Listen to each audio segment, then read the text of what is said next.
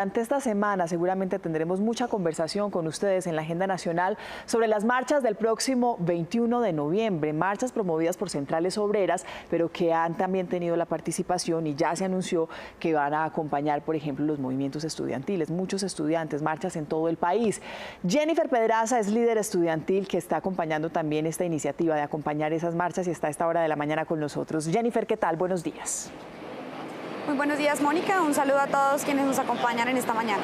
Jennifer, el 21 de noviembre, este jueves, son las marchas. Los estudiantes van a estar ahí. ¿Cuál es la invitación que hacen ustedes a través y la motivación para estar aquí en estas marchas?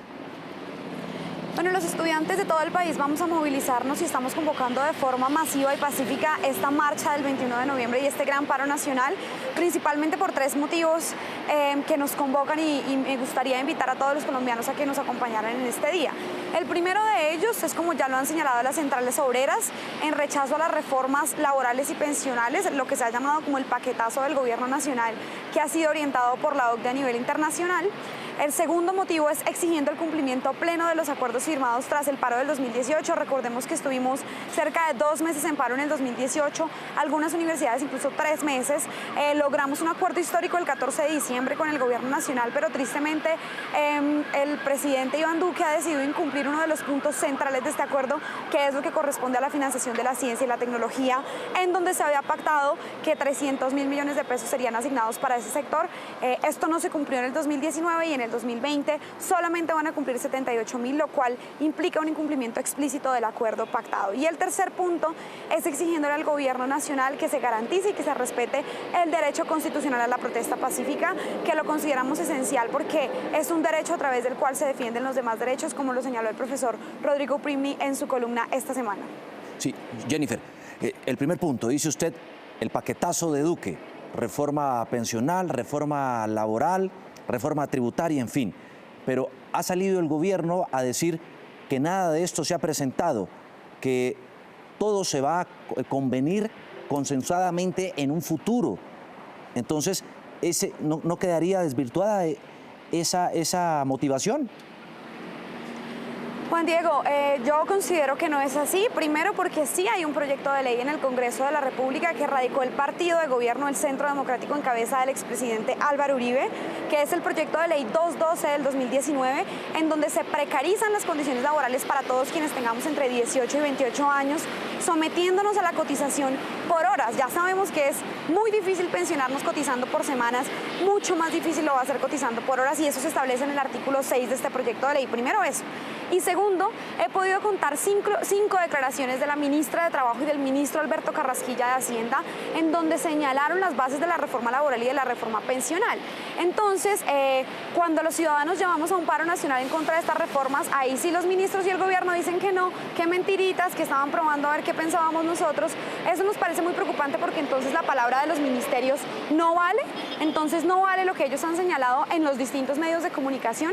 Así que en todo caso nosotros mantenemos este paro nacional del 21 de noviembre en rechazo a este tipo de reformas, que además invitaría a revisar también el documento que escribió la OCDE, la OCDE, la Organización para la Cooperación y el Desarrollo Económico, en donde se titula Colombia debe hacer unas reformas valientes, y ahí está literalmente reforma laboral ABCDFG, reforma pensional ABCDFG, y eso se va imprimiendo y se va volviendo proyecto de ley en Colombia. Así que yo refutaría un poco al presidente Iván Duque y lo llamaría pues a que respetara un poco nuestra capacidad de estudio y de información, porque por supuesto que hay proyectos de ley que implementan estos planteamientos en reforma laboral y pensional en Colombia.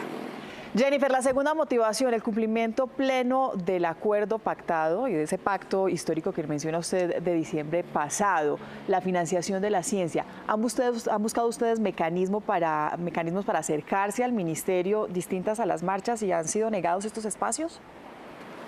Bueno, agradezco muchísimo esta pregunta porque uno de los puntos que también se pactaron en diciembre del año pasado fue una mesa de diálogo para hacer veeduría al cumplimiento de los acuerdos y sobre todo para, digamos que, seguir en la discusión de la educación superior pública y cómo garantizarla como derecho.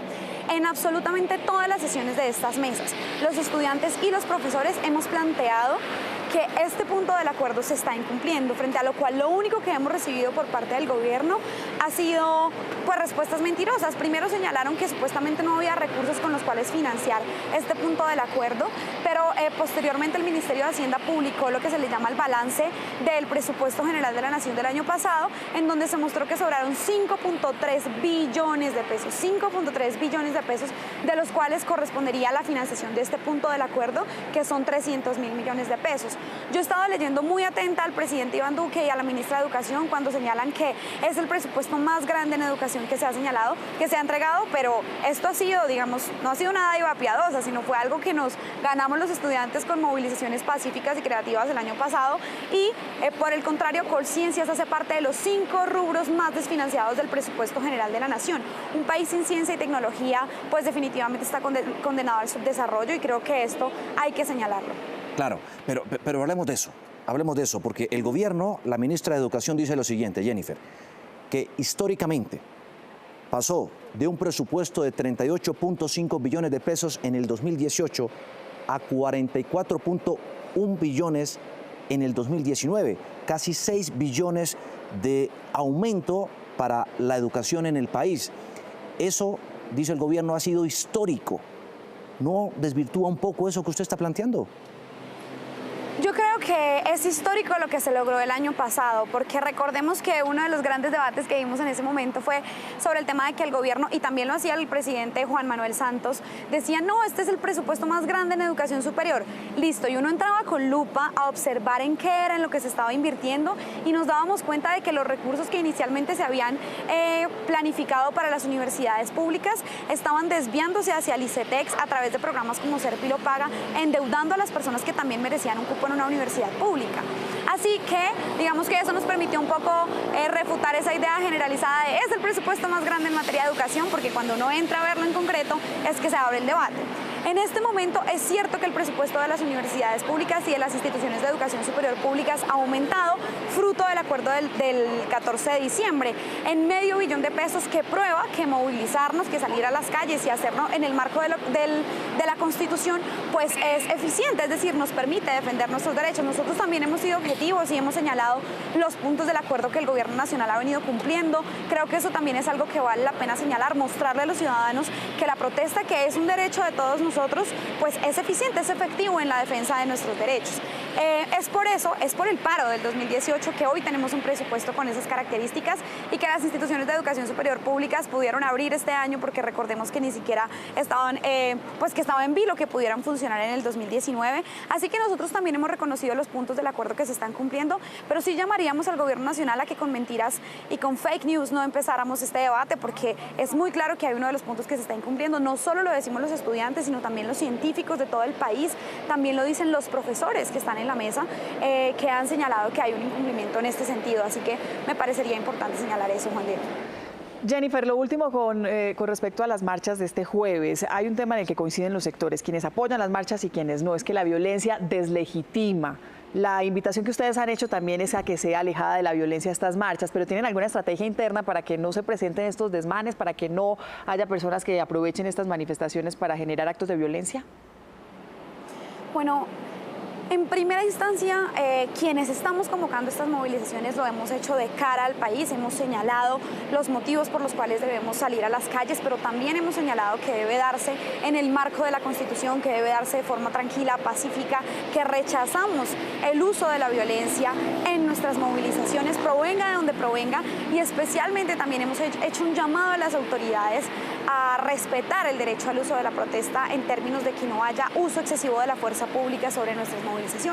¿Qué estrategias hemos tomado? Primero, vamos a notificar con suficiente antelación al distrito y a cada una de las regiones del país, porque recordemos que este es un paro que se está desarrollando en todas las regiones, sobre las rutas que estudiantes y trabajadores vamos a asumir. Hemos decidido notificar, tener comisiones de derechos humanos que atiendan este tipo de situaciones, que puedan interlocutar con el distrito y con las autoridades en este evento que vamos a tener el 21 de noviembre, pero pues también me gustaría si ustedes me lo permiten, señalar que sí es claro que ha habido una decisión del gobierno nacional de macartizar y estigmatizar el paro del 21 de noviembre. Esta estrategia del Foro de Sao Paulo, esta estrategia de decir que todos aquí somos fichas de un agente internacional, a mí me parece que es una estrategia que, digamos que deslegitima y además que macartiza a quienes hemos decidido convocar este paro y que aquí estamos poniendo la cara precisamente ante los medios de comunicación. Además porque este paro no va a ser solamente de un sector pequeño de la población. Hemos visto que incluso la señorita Colombia, que incluso la Iglesia Católica han llamado a movilizarnos en paz, pero a participar de este paro del 21 de noviembre. Así que pues la idea que yo plantearía es que por supuesto vamos a estar en paz, pero que también hacemos un llamado al gobierno nacional a que entienda que las marchas y que las movilizaciones hacen parte de un marco democrático en el cual nosotros hoy nos desenvolvemos, y en esa medida pues esperamos que también se cumplan todos los protocolos y que no haya un uso excesivo de la fuerza pública sobre nuestras protestas. Recuerdo mucho en el 2018 un video que nosotros los estudiantes grabamos en la calle 100, donde estábamos todos en paz y hubo una decisión pues del SMAT de intervenir nuestra protesta. Esperamos que eso no ocurra de nuestra parte. Estamos convocando una movilización pacífica. Te escucho. Bueno, Jennifer, 12 minutos al aire, el tiempo en televisión, la verdad es que es muy corto, quisiéramos tenerla muchísimo rato más, aquí abrimos el micrófono, escuchamos a los líderes universitarios, usted lo sabe muy bien, pero déjeme preguntarle esto y por favor respóndamelo brevemente, porque si no me regañan y me jalan las orejas aquí por razones de tiempo. Si usted ve un encapuchado, ¿qué hace? Primero, lo que haríamos sería blindarnos, es decir, yo no puedo decirle a ningún estudiante hoy que vaya a asumir y ponerse en riesgo en contra de esa persona. No sabemos quiénes son. Yo creo que esta es una responsabilidad del gobierno nacional de garantizar el derecho a marchar a quienes lo queremos hacer de forma pacífica. No sabemos quiénes son estos sectores que intentan sabotear nuestras marchas, pero los rechazamos, provengan de donde provengan. Jennifer, muchísimas gracias. Aquí estuvo usted en vivo, más de 12 minutos, sin editar, ni me faltaba para escuchar cuáles son las propuestas. Nos encanta tenerlos, como siempre, a los líderes universitarios.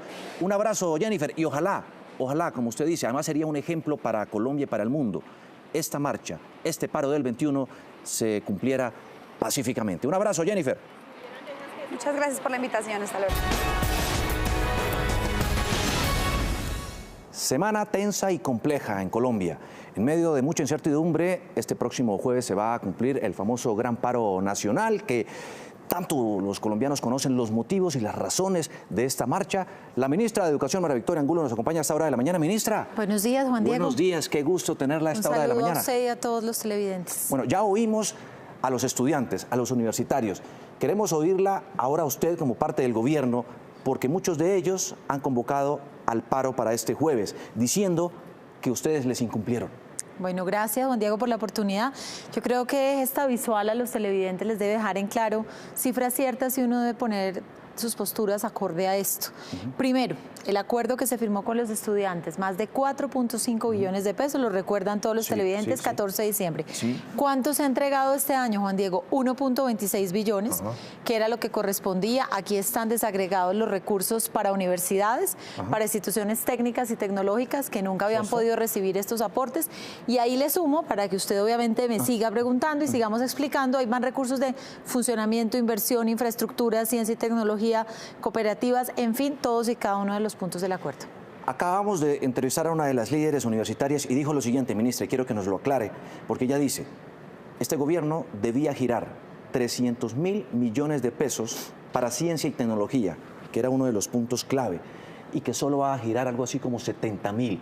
¿Eso es cierto, sí o no? Es cierto, y venga, le explico por qué así estamos cumpliendo, porque es que uno no puede firmar una cosa y luego reinterpretarla, y es un poco lo que está haciendo ella. ¿Qué dice el acuerdo? Que se podrán encontrar hasta 300.000 millones, muy claro, acorde a que el cierre fiscal de la vigencia anterior permitiera tener saldos y que estos saldos no impactaran ni déficit fiscal ni todos los temas de la regla fiscal. El año, Juan Diego, cerró con 0 saldos. ¿Y qué hizo el señor presidente? Acuñar 78.500 millones que hoy ya hacen parte de Colciencias. Entonces, claramente estamos cumpliendo. O sea, de esos 300.000... De esos hasta 300.000 que dependían del ejercicio macroeconómico, hay ya 78.500 en el presupuesto de Colciencias. Entonces, ¿para usted esa exigencia, ese reclamo, es válido o no? Para cualquiera que lo lea con pletitud. Veamos ahora lo que ustedes argumentan sobre el presupuesto para la educación pública en general. Sí, señor. Uno de los más grandes en toda la historia, dicen los estudiantes, eso es mentira. Bueno, yo creo que ahí sí que nos va a tocar bastante pedagogía con toda la sociedad, porque cuando usted tiene sancionado un proyecto de ley y usted tiene todo el histórico, Juan Diego, es claramente el presupuesto no solo más alto del sector educación, sino es la primera vez que el sector educación es el primer renglón de todo el presupuesto. Así que esto no es mentira y son de estas cosas que se caen de su peso y donde uno invitaría a los ciudadanos, busquen el proyecto de presupuesto sancionado, aprobado, son 44.1 billones, no son mentiras. 44 para el próximo 2020. Para el próximo año e incluye, que supongo usted me lo va a preguntar ahorita, todos los acuerdos con maestros, con directivos, con la educación superior, además de todos los planes para ejecutar el plan de desarrollo. Claro, ellos también mencionan y han criticado mucho el famoso artículo 44, incluido en la ley de presupuesto, que hablaba de unos recursos de la universidad y de la educación pública que se deberían destinar para el pago de fallos judiciales. ¿Ese artículo se mantuvo en la ley de presupuesto o no? Ese artículo se objeta, pero déjeme contarle los antecedentes solo para que los colombianos miren cómo se arman unas discusiones que no hacen sentido. Este artículo ha estado en los presupuestos hace 17 años. Para nada, no es nuevo, para nada buscaba menoscabar las finanzas públicas, lo único era que dejaran una cuenta a la cual el Estado concurría para pagar pasivos. Pero no obstante, la polémica se objeta. O sea, por lo tanto, exactamente, por lo tanto no hace parte del presupuesto nacional. Es decir, el gobierno... Ante la polémica y para evitar malos entendidos, dado que era un artículo de técnica presupuestal, se objeta, como lo dijo el ministro en el Senado y en la Cámara. Claro, veíamos lo referente al presupuesto. Eso será en el 44, o sea, ojalá hace un mes, en lugar de haber generado tanta confusión sobre ese artículo, todos los medios hubieran registrado esto, Juan Diego, 44 billones. 44 billones. De esos, ministra, ¿se destina cuánto para qué? Bueno, ahí están todos los compromisos con FECODE asociados a cierre de brechas salariales, a bonificación docente, evaluación diagnóstico formativa, formación de maestrías y doctorados. Primero. Segundo, los acuerdos de educación superior que incluyen incremento en la base, inversión, pago de pasivos, los recursos en general del sistema de calidad de la educación superior. Además, Juan Diego, de todos los proyectos que las familias colombianas están esperando en primera infancia, educación media, jornada única, etcétera. Hay una reclamación que escucha uno muchísimo de los maestros. Ellos dicen, ministra, el servicio de salud es catastrófico. Sí, señor, encontramos... ¿Ustedes se comprometieron a mejorar eso también? Mire, encontramos un sistema bien complejo, además porque ya estaba pactado hasta el 2021. Pero frente a este problema, ¿cómo reacciona usted? Primero, nombrar defensor de la salud. Segundo, comités regionales. Tercero, incluir en el Plan Nacional de Desarrollo artículos para poder asumir los temas de cesantías. Cuarto, un plan de acción por región que nos deje ver dónde están los principales obstáculos que se encuentran, por ejemplo, en el tema de agendamiento de citas, en el tema de medicamentos, y lograr entre la Fiduprevisora, Ministerio de Hacienda, nosotros y obviamente los que componen este comité, tomar las mejores medidas y que los pliegos del 2021, Juan Diego, cambien. O sea, eso va a mejorar. Va a mejorar el servicio. Estamos trabajando día por día en ello y saben ellos que esto claramente ni nos inventamos nosotros el sistema ni lo decidimos nosotros. Tenemos a esta hora, ministra, también participación de nuestros televidentes a través de las redes sociales. Ministra, los maestros protestaremos también por las injusticias en las no convalidaciones de nuestros títulos de doctorado. Exigimos justicia y solución. ¿Qué responderles? Bueno, yo creo que las convalidaciones son un proceso que se acabó de modernizar para todos, para los maestros y para el resto del país. Lo lanzamos hace 3 semanas, se hace todo digitalmente, pueden hacer desde la consignación hasta el seguimiento al trámite y hay 3 maneras de hacerlo, Juan Diego. La primera, con un sistema acreditado de alta calidad y se redujo al 50% el tiempo. La segunda, lo que se llama caso similar, y es que haya 3 casos que previamente ya hayan obtenido la acreditación de ese programa. Y la tercera, ir a sala de conocimiento. Así que no hay nada que esté direccionado para un colectivo en particular. Es reformar el sistema a todos los colombianos para hacer la convalidación. Esto pasó en una marcha anterior. Destrozos y vandalismo contra el ICETEX. La gente, ministra, protesta mucho por los créditos tan altos que tienen que pagar por los préstamos que hace el ICETEX. ¿Eso va a cambiar? Mire, Juan Diego, 2 claridades. Primero, hechos como esto no son aceptables ni en el ICETEX, ni en ninguna instancia de ninguna ciudad, ningún departamento, por encima de todo la integridad de todos los colombianos, el cuidado y obviamente de los bienes públicos. Apartándonos de esto, estuvieron en peligro 500 personas allí en el ICETEX. Recordarles a todos que estamos justamente con los estudiantes, con los maestros, con los rectores, trabajando en lo que será una reforma integral al ICETEX. Usted dice que si estamos trabajando para mirar tasas, para mirar plazos, planes de alivio, en eso estamos, Juan Diego. Claro. Otra queja de los jóvenes, de los universitarios, ¿sabe cuál es? El desempleo entre los muchachos. 17% acaba de revelar la última cifra, el DANE. ¿Qué hace el Ministerio de Educación bueno, yo sé que es política laboral también con el Ministerio del Trabajo, para tratar de buscarles opciones laborales, oportunidades a estos jóvenes que se preparan y educan? Muy bien, Juan Diego. Yo creo que en primera instancia estamos avanzando en oportunidades de educación superior con el programa Generación E. Estamos en más de 1000 municipios con 71.000 beneficiarios. ¿Por qué se lo cuento? Son jóvenes de 16, de 17, de 18 años que están entrando a la educación superior. Primer paso. Vamos a llegar a 336.000 en el cuatrenio. Y el Ministerio de Trabajo obviamente está generando todos los mecanismos de emprendimiento, que los hace a través del Ministerio de Trabajo, a través del SENA, y algo que usted nos está diciendo es cómo acompañar el proceso de acceso a educación superior con una oportunidad de acceso a un trabajo, una labor a la que puedan dedicarse también los jóvenes y complementar sus estudios. Allí, ¿cuál es la alianza clave? Ministerio de Trabajo, SENA, Ministerio de Educación.